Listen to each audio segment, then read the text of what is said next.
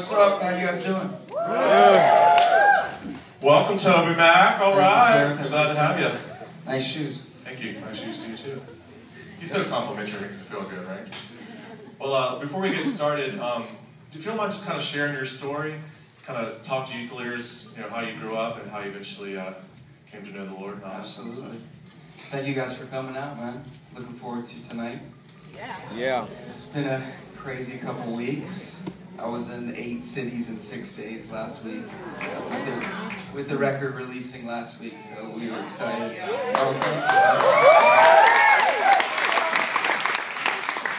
The Lord is gracious. I'll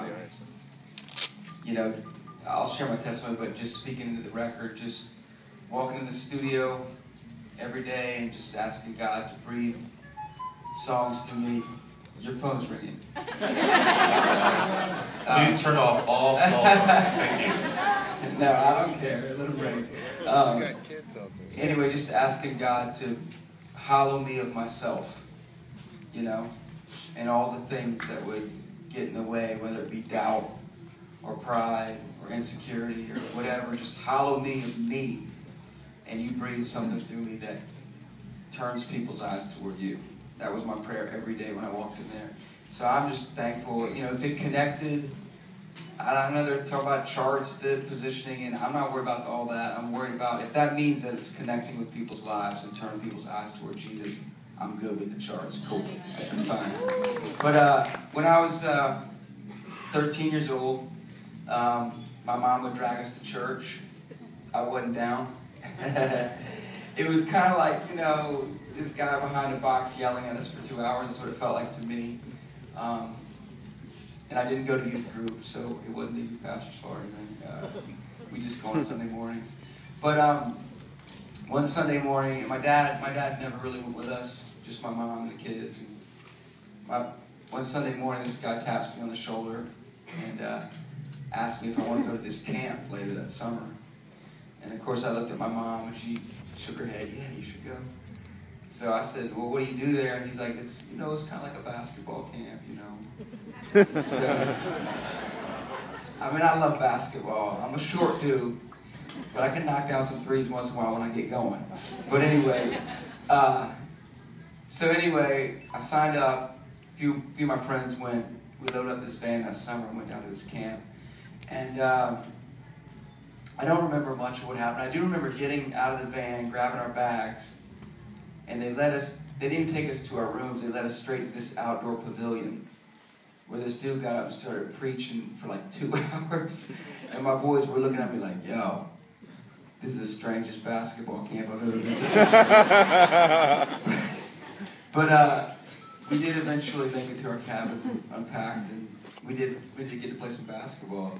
But what I took away with me from that camp was when that youth leader would sit on the floor with us each night after we swam and played basketball, got preached at, all this all day. But he would sit on the floor with us in our cabin, and he would open up the Bible and read it to us. So just the 5 of us and him sitting there, and he would share about the things he had been through in his life, and about this Jesus. And for the first time, I knew what the Bible was. I'd heard it read. But for the first time in my life, God's Word just came to life in front of me. And started knocking on my heart's door, man. And so it was like the last night, Friday night, we were going to leave on Saturday. We were all sitting on the floor, and my heart was just pounding out of my chest because I wanted to react to what I felt. And so I let it go. I got my sleeping bag that night, and I just remember zipping it all the way to the top and just lying there, sweating, wanting to do something about, this draw I felt. And finally, after about a half hour, I just unzipped the bag, walked into the other room, and woke that youth leader up. And I said, man, I got to do something about what's going on. He said, what do you mean? I said, I want to meet this Jesus you've been telling us about. So we got on our knees and just asked him into my heart, man. And that youth pastor led me to the Lord right there. So for that reason, man, I will forever, feel like I want to partner with you guys, student leaders, youth pastors, youth workers, anyone that's paying attention to kids out there, because one of you guys tapped me on the shoulder one Sunday and then led me to the Lord a little while later. And I just think it's so important, and that's why I will make music that hopefully is turning kids' heart towards Jesus. I will tell you the conclusion of that story was, first of all, there's two great, amazing things. That night, I walked in the other room, got back in my seat back, and I was going to tell my boys, hey man, I just met Jesus. But I didn't. And I found out the next day that two of my other friends went in and asked the Lord in their heart that night, which was amazing. And the other beautiful part of that story is my mom, after that, would always ask me on Sunday mornings to go wake my dad up and invite him to church. And I was just a little punk, man. I was like, really, Mom? So I would walk down the hallway, and, I was always scared. It's something scary about waking up your pops. I don't know why, man, but I would, open up his door and say, Dad. I think there's something scary about waking up anybody almost, if it's not your kid. Dad. He's like, what? Come to church with us today? And he's like, I can't, man. So finally, about 4 months later, it wasn't through me, but a lot of people invited my dad to church. There was an evangelist speaking at our church. My dad came and walked the aisle and accepted Jesus. So our entire family changed that summer. It was an amazing time. But that's also to encourage you guys that are youth leaders. Not only can you get the chance to lead a kid to the Lord, a student to the Lord that you get to work with, but that could lead to his family coming to the Lord. So I'm very grateful for what you do. I respect you guys immensely. I know you're in the trenches every week with those kids. We pop in town and do a concert and leave. I mean, we're gone a lot. We live on a bus. It's not the easiest life in the world, but you guys are in the trenches. And I know you walk through hard things with your students. And I just really respect that. And I'm proud to partner with you guys to get at kids' lives. And in some ways, I'm kind of jealous of your job because you get to see them kind of walk through the other side. But in some ways, I wouldn't want your job at all. Because I know it gets really tough. But thank you for what you do. I'm a living example of someone that's been touched by a youth pastor volunteering his time to love on kids. So thank you guys. All right, great. I'm even educators and also thankful for you because the music that you put out is relevant. It's reaching their kids' lives. It almost makes their job easier sometimes when they can take their kids to a TobyMac concert or buy your CD and see their kids get excited about Jesus through music. So what you're doing is definitely reaching their kids' lives too. And Toby doesn't care about numbers. He's very humble. He could care less. But I don't know if you guys know, but his new record last week broke huge records.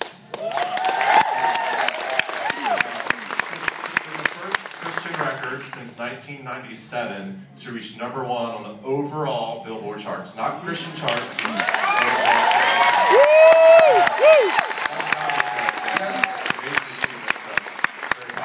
I'm just glad that, it's interesting. Our manager just sent me this list of all the press this weekend. She knows I don't even like that stuff.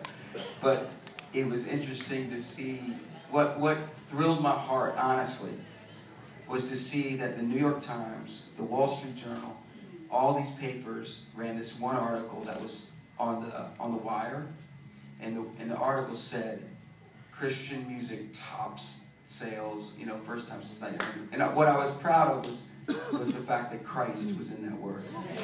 Woo! Collaborations, Lecrae, Jamie Grace. Talk about a couple of those songs that you worked with and your experiences with those artists as well. I mean, Jamie Grace, I've gotten to work with from the very beginning of her career. She's a doll, man. She loves Jesus, and she's this artistic, passionate young woman. You guys know I've always been about stretching our industry and trying to make our industry this beautiful, diverse place. Christian music has tended to be this lily white industry. I'm not down for that. Hey, I'm all for beautiful white artists. I'm also for beautiful black artists and beautiful Latino artists and beautiful. I mean, I want them all. You know what I'm saying? I think it's great. So I've always been pushing strong for that.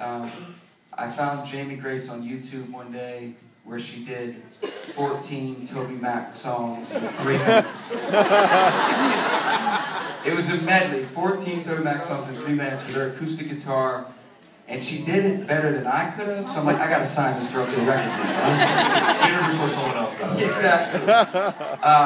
But then, it's interesting how you sign an artist, and you know, Jamie, I say this in all humility, but Jamie chooses to call me her mentor. I'm a little uncomfortable with that at times, because I'm just not, you know, I'm a fallen man, you know what I mean? I mess up, but it's an honor.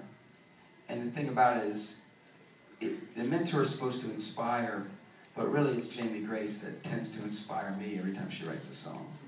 She really does, man. I mean, you see this artist, you get to know her mom and dad, and you think you're signing somebody, an artist, with their creativity and their lyrics. You think you're signing somebody this deep and this wide when you first see them. And then all of a sudden, you get to know her, and she begins to write more and more, and you find out she's this deep and this wide.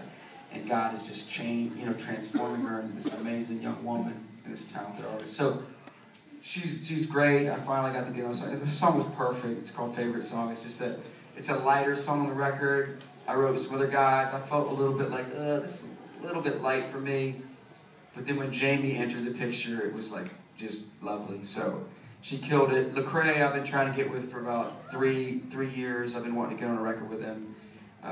So I finally had this hook in my head. I walked in to my producer's studio, and I said, I got the song with me and Lecrae. And he's like, well, how's it go? And I just sang him, you know, because we all make mistakes sometimes. And he's like, so, like, you just wrote that with no music? I'm like, I wrote it driving over here, baby. Let's go. But Lecrae is, I am so impressed, and I just smile ear to ear when I think about what he's doing in his Man Up conferences, challenging men to be men, and godly men and leaders, and and that men need to be men in their homes and for their families. They need to be husbands that are strong and fathers that are great. And I mean, who better to do it than Lecrae? And that is so impressive to me. And I'm elated to have him on a song. Who else is on there? Brittany Cole does a small cameo appearance. Blanca from Group 1 murdered this song. I mean, she walked in the studio and just slayed it, and I was like, yes, that's why you're Blanca. And you'll get to talk to her after Toby too. She's coming on at 8 o'clock. So. But yeah, I mean, I love, I came up in hip hop and pop, and it's all about featuring different artists, and I love to flex the diversity of the talent that we have that are Christian and gospel musicians, whether it's Kirk Franklin or Blanca or Jamie Grace. I love it. Very cool.